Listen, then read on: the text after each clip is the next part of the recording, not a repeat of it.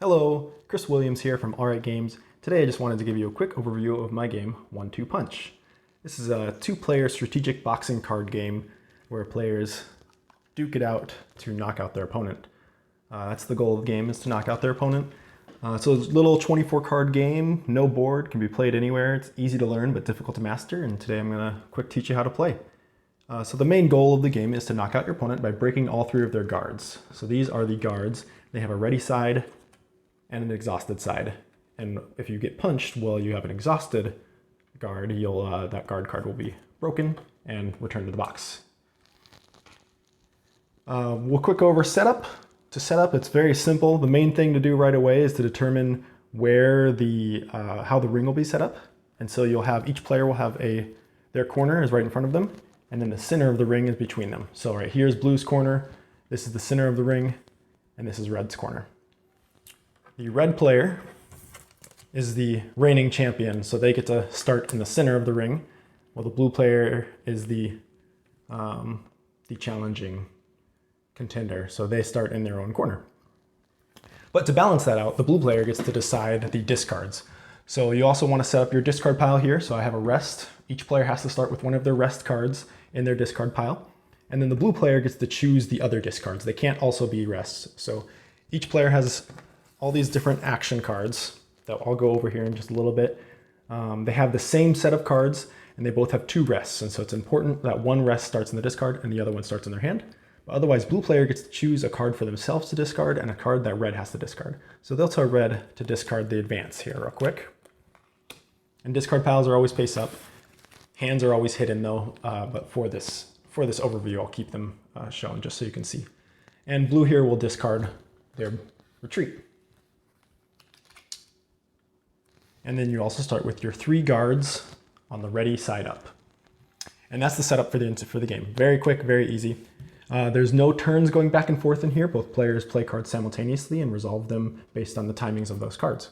So every turn, both players simultaneously will choose a card from their hand and they'll put them face down, one for their first action. So this one closest to the boxer will be their first action, and then one for their second action. One farthest away from their boxer is their second action.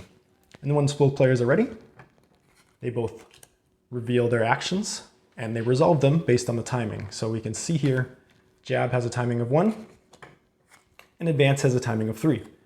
So jab would go first. So our red player here would jab the blue player. A jab, I'll go over what each of these does here in a little bit, but a jab exhausts a guard and an advance moves you into the center of the ring. And if someone was in the center of the ring, they push them back into their own rings.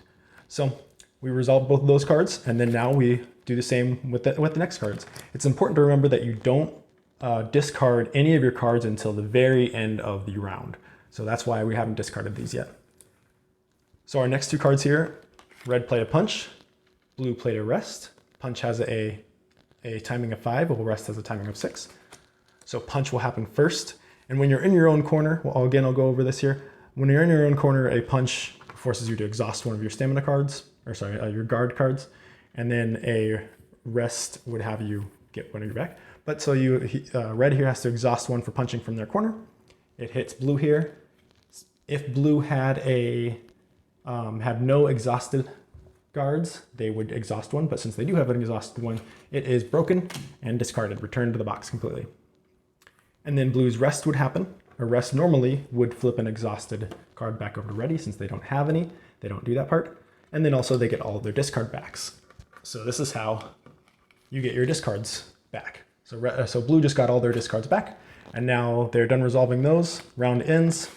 They discard all of their played cards, and you begin a new round, just like before. Very quick, very easy to learn. Now I'll quick go over what each of these cards do. We'll just start off. We'll go over some of the movement ones first. Those are kind of easiest to learn. So we have the advance, like we talked about. Advance moves you into the center of the ring, and if someone else is already in the center of the ring, it pushes them back to their corner. So in this case, red would go into the center of the ring and blue would go back to their corner. No boxers can share the same place on the board or on the table at the same time. If they were both in their corners, then red would go into the center of the ring. Now, if they're both in their corners and they both played in advance, they would just bump heads. Whenever both players play in advance, nothing happens. Now, if they were even like this, they would still just bump heads. One's in the center, one's in their corner, but they both play in advance, they bumped heads. Even if you play in advance while you're already in the center, you don't go anywhere, you still just kind of stay there. It's a good way to hold the center. The other movement one is a retreat. Very similar to the advance, but instead all you're doing is you're moving backwards. It doesn't slide the other player like the advance does. All it is a way for you to get back into your corner. Then we'll go over the attack cards. They're not specifically called attack cards, but it's just an easy way to remember them. So there's a jab and a punch. And the important thing to remember is that if no one is in the center of the ring and they're both in their corners, they're not close enough to hit each other. So even if they played a punch or a jab, nothing would happen. They'd miss. But let's look at it this way. When they're right next to each other, a jab is the quickest one, but a jab can never break a guard. That's the important thing to remember with this. Is the jab, all a jab does is it exhausts one of your opponent's cards to the exhausted side. It doesn't make you exhaust your own or anything like that. That's all it does. A jab exhausts an opponent's guard. A punch, on the other hand, is the only way you can actually get rid of your opponent's guards, but you can break them. So a punch, before you can resolve the punch, you first have to, if you're in your corner, you have to exhaust one of your own guards. So in this case, red is in their corner. They wouldn't never break your own guard. You just exhaust. You exhaust one of your cards and then you resolve the punch. Now, if all of your guards were exhausted and you played a punch, nothing would happen. You wouldn't resolve the punch because you don't have anything to exhaust here. But the good part about being in the center of the ring is that you don't have to exhaust a punch or exhaust a guard in order to play a punch. You just punch. You have them on the ropes. So it's a good way to do that. But once you've resolved that, if you're in your corner, then your opponent has to exhaust one of their guards if they have one, or if they have no exhausted one. So in this case, blue only has ready exhausted cards, so they would just exhaust one. But if instead blue already had an exhausted card, they would not exhaust one. Instead, they would break one of their exhausted guards, and it'd be removed from the game completely. You can't ever get those back. If both players played a punch at the same time, they would do that part at the very beginning of exhausting cards if they're in their corner, and then they would both hit each other at the exact same time. So anything that has the same timing, that's the same card, is resolved simultaneously. And then finally, the last two types of cards we'll look at are the block and the rest. These are sort of defensive cards. So block, it's got a timing of 4, so we can look at the jab and the punch. The jab only has a timing of 1, so block cannot block it. It's not quick enough, but it can block a punch. So if red here played a block and blue had played a punch, blue would still have to exhaust one of their own guards because they're in their corner, but it wouldn't hit red. Red wouldn't get hit by it at all. It'd be like as if it missed because they played a block. Remember, block can only block a punch card and not a jab. And then the very last card, the important one that we kind of touched on a minute ago, is the rest. This is how you get your discards back, and it's how you heal up your guards. So rest, first you return one of your exhausted guards back to ready. Remember, this does not bring back any broken ones. It only flips one exhausted guard to ready. If you don't have any that are exhausted, you just ignore that part.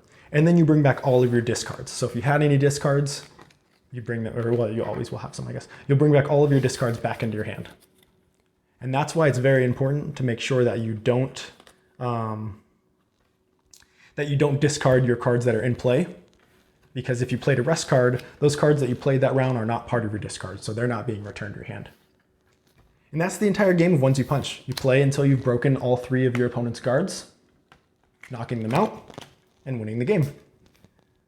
It's a very easy game to learn, very difficult to master though. There's a lot of strategy that goes into it based on the timing of the cards, the position of the boxers, and the sort of the status of their guards. Comes in a very small box.